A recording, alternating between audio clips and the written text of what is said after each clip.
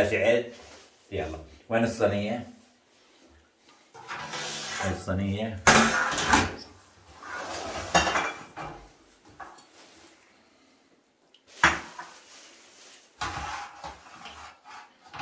يلا ماسك.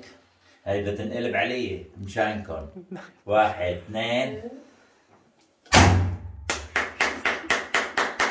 دقيقة. خليك عم تصور.